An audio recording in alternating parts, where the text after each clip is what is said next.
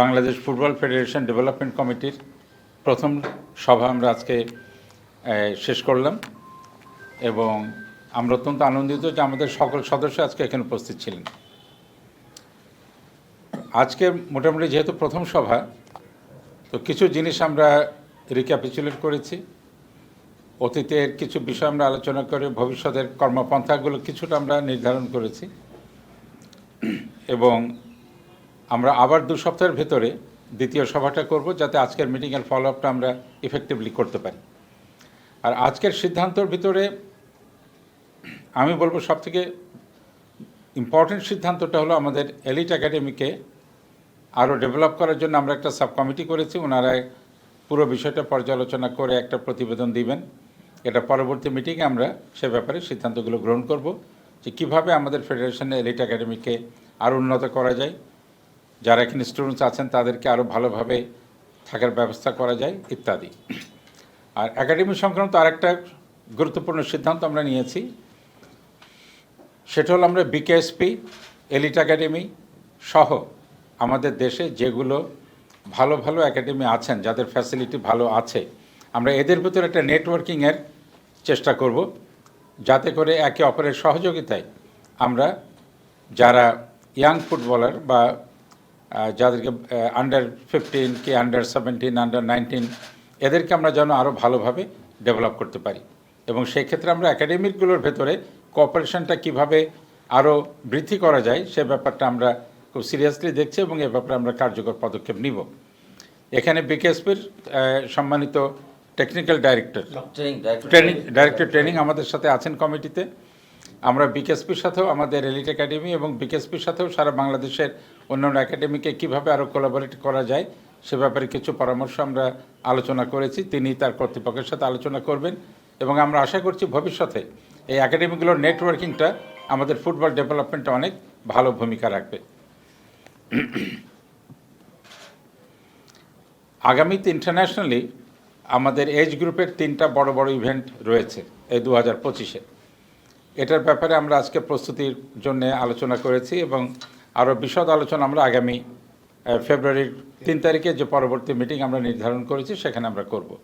এই 3টে ইভেন্ট হলো আপনার ভারতে হচ্ছে এই মে মাসে আপনার আন্ডার 19, সেখানে আমরা ইনশাল্লাহ যাব। আর এরপরে আন্ডার 17-এর 2টো ইভেন্ট আছে, একটা সাব অক্টোবরে 25 সালের, আর একটা আছে আপনার এএফসি, সেটা নভেম্বরে। তো এই 3টার জন্য আমরা আজকে আলোচনা করেছি। আমরা 3টার জন্য ব্যাপকভাবে প্রস্তুতি নিব এবং এই 3টার প্রস্তুতির জন্যে আমরা আমাদের এলিট একাডেমির বাইরেও বিকেএসপি বা অন্যান্য একাডেমি বা যশোর শামসুল ফুটবল একাডেমি, এগুলো এই ধরনের সকলের সাথে আমরা সহযোগিতাপূর্ণভাবে আমরা আমাদের এই টিমগুলোকে খুব শক্তিশালীভাবে প্রস্তুত করব। যদি বলেন আজকের আলাপ আলোচনা মোটামুটি এই মেজর ইস্যুগুলো এগুলোই ছিল।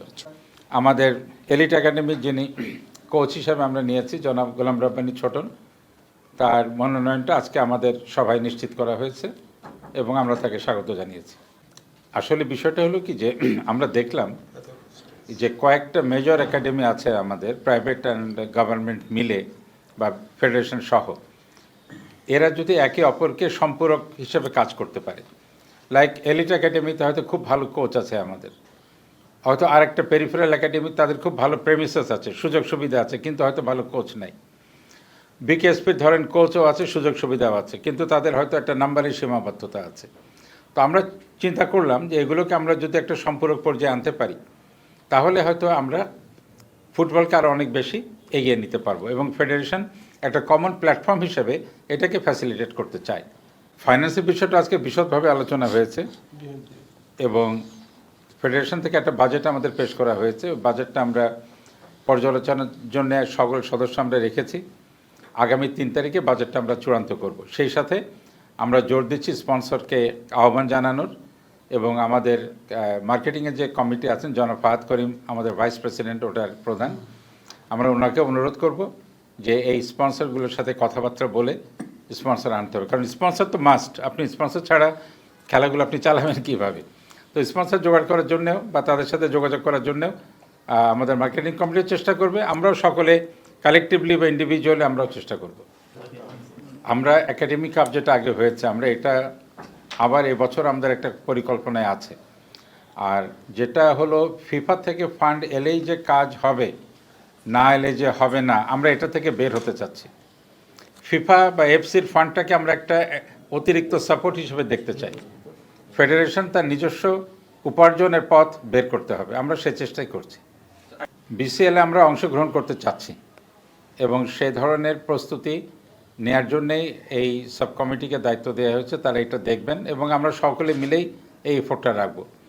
আর ডেভেলপমেন্ট বলতে আমি যেটা বোঝাচ্ছি, দেখুন আমাদের এখন কমলাপুরে একটা অ্যাকোমোডেশন দেওয়া আছে এলিট একাডেমির স্টুডেন্টদের থাকার জন্যে, তো ওটার অবস্থা মোটেই সন্তোষজনক ছিল না।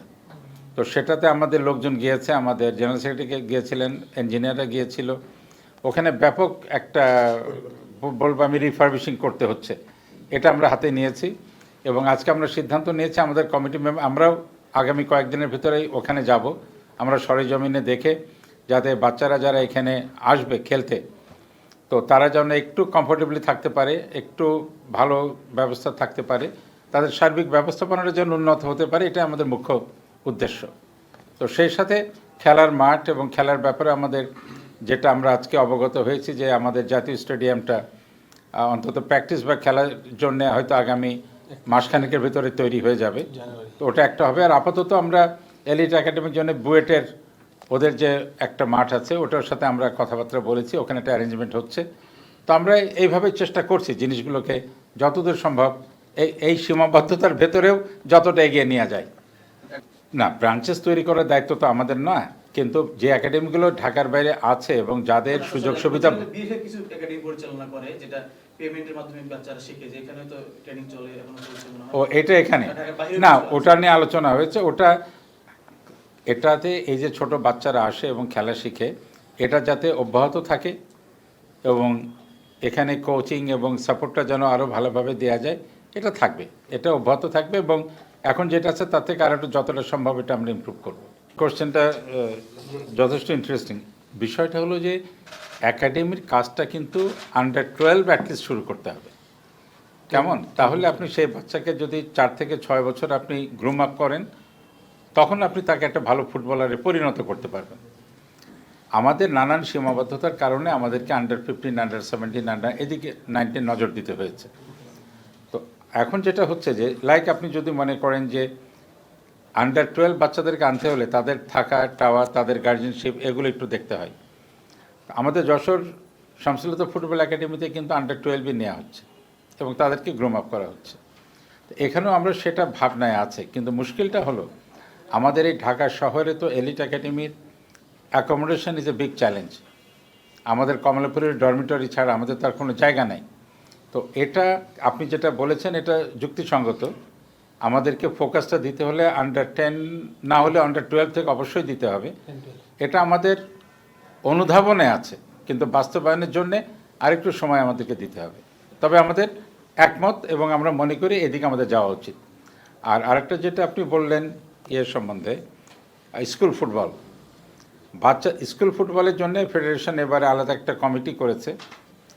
এখন সভাপতি মহোদয় আমাকে ওটার দায়িত্ব নিতে বলেছেন, ওটার কমিটির কি বলে চেয়ারম্যান বা সভাপতি হিসাবে।